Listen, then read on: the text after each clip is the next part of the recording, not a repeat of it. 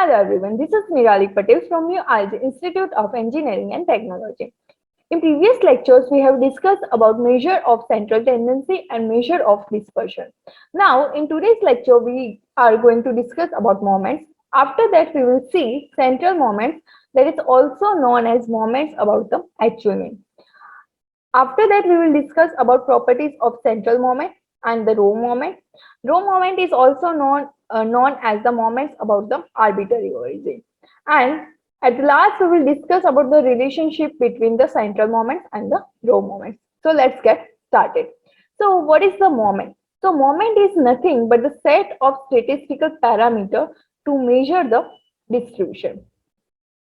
And we can also say that the moment is the arithmetic mean of various powers of the deviation of item from their assumed mean or the actual mean.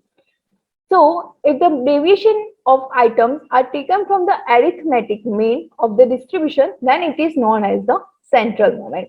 If the deviation of items are taken from the some arbitrary point of the distribution, then it is known as the row moment. That we will discuss in short while. So, if the mean of the first power of deviation are taken, then the first moment about mean is obtained and it is denoted by mu1. Now, the mean of the second power of deviation gives the second moment about the mean and it is denoted by mu2. Likewise, the mean of the cubes of deviation gives the third moment about the mean and it is denoted by mu3. Similarly, to get the fourth moment, we have to take the mean of the fourth power of the deviation from the mean and it is denoted by the mu4. So we can say that in general that the mean of the rth power of deviations gives the rth moment about the mean. That is nothing but the rth central moment because the central moment is also known as the moment about the mean and it is denoted by mu r. So now let's first discuss about the central moment, and as I told you that it is also known as the moments about the actual mean. So the moments about the mean value mu, that is nothing but E of x, are called the central moment and denoted by mu r, and that is given by mu r is equals to E of x minus mu whole raised to r.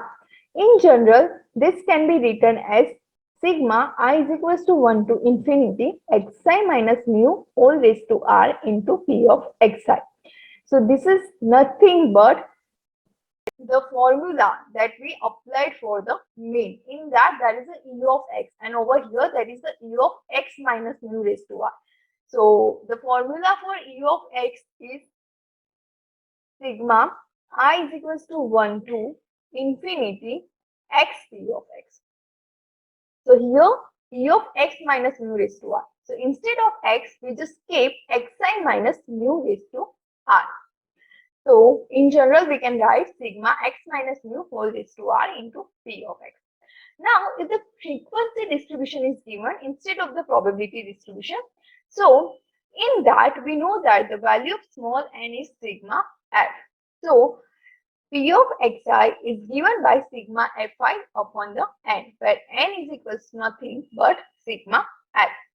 So this formula can also be written if the frequency distribution is given, then mu r is equals to sigma I is equals to 1 to infinity fi upon n instead of p of x into xi minus mu whole raised to r.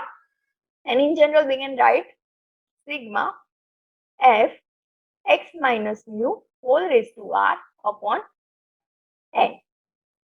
So this is the central moment, or we can say the moment about the actual mean. Now let's see some properties of this central moment. So the first moment about the mean is always 0. Therefore, mu1 is equal to 0. The second moment about the mean measures the variance. So mu2 is equals to sigma square. Suppose if you want to find out the standard deviation, so that is nothing but the positive square root of the variance. So you have to take the positive square root of the variance. So the value is plus or minus underscore mu2. Now the third moment about the mean measures the skewness. Skewness is nothing but it measures the symmetry, or we can say the asymmetry in the distribution. So if the value of mu3 is greater than 0, then the distribution is positively skewed. If value of mu3 is less than 0, then the distribution is negatively skewed. If the mu3 is equal to 0, then distribution is the symmetrical distribution. And the skewness is calculated through this formula, that is beta 1 is equals to mu3 square upon mu2 cube. About skewness, we will discuss in detail in upcoming lectures. The next topic is that the fourth moment about the mean measures the kurtosis. The kurtosis gives the idea how the curve flat and how the peak is over there in the curve. So it gives the information on the pickedness or the height of the peak of the frequency distribution, whether it is more picked or the more top than the normal curve.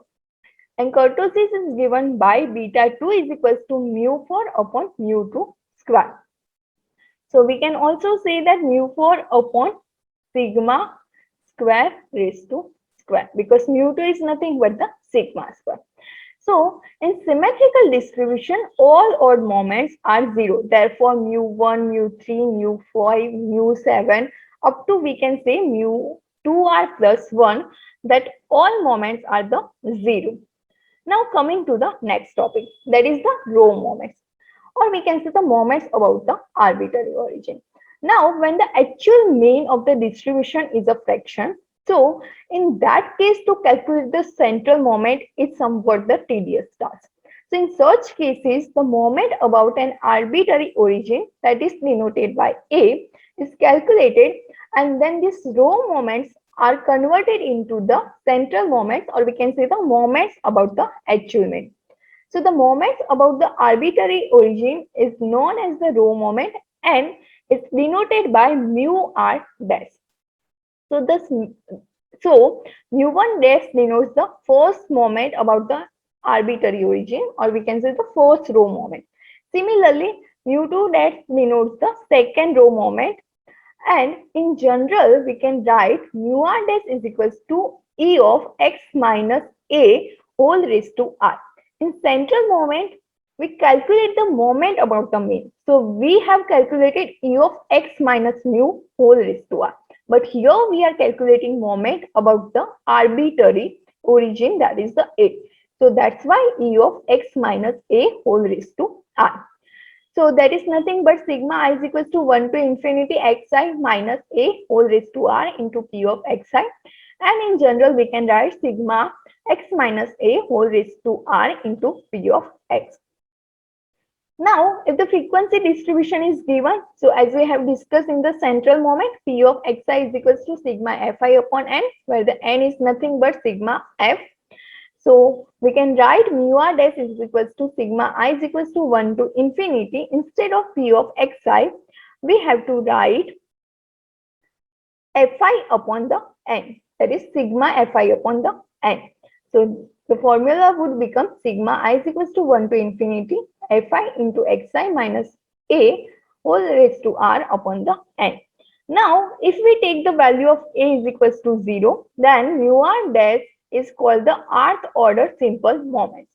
So if we put a is equals to 0 over here, so the formula would become mu r dash is equals to e of x raised to r. So that same thing you can see over here.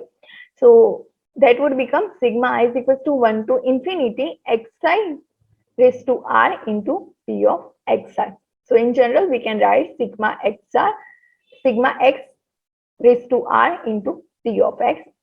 So that if the frequency distribution given, so sigma f into x raised to r upon the n.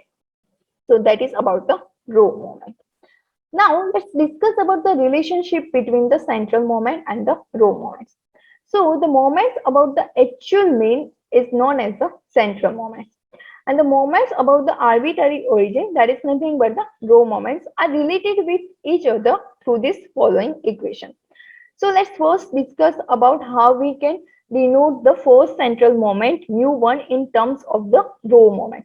So mu1 is equals to nothing but mu1 dash minus mu1 dash, that is equal to 0. The second central moment, that is the second moment about the actual mean, that is denoted by mu2, is equal to mu2 dash minus mu1 dash whole square. Similarly, third central moment, or we can say the third moment about the actual mean, denoted by mu3 is equals to mu3 dash minus 3 mu2 dash mu1 dash plus 2 mu1 dash whole cube. Similarly, fourth moment about the actual mean, denoted by mu4 is mu4 dash minus 4 mu3 dash mu1 dash plus 6 into mu2 dash into mu1 dash whole square minus 3 mu1 dash raised to 4. Similarly, we can also denote the row moment in terms of the central moment. So the first row moment, or we can say the first moment about the arbitrary origin, that is mu1 dash, is also expressed in terms of central moment through mu minus a, where a is nothing but the arbitrary origin. Second row moment, that is mu2 dash, is equal to mu2 plus mu1 dash square. Third row moment is mu3 dash is equal to mu3 plus 3 mu2 mu1 dash plus mu1 dash cube. The fourth row moment is mu4 dash is equals to mu4 plus 4 mu3 into mu1 dash plus 6 mu2 into mu1 dash square plus mu1 dash raised to 4. So this is about the relationship between the central moment and the row moment. So in today's lecture, we have discussed about the moments, central moments and the row moments. In next lecture, we will discuss about the examples on these topics. Till then, keep exploring and thank you.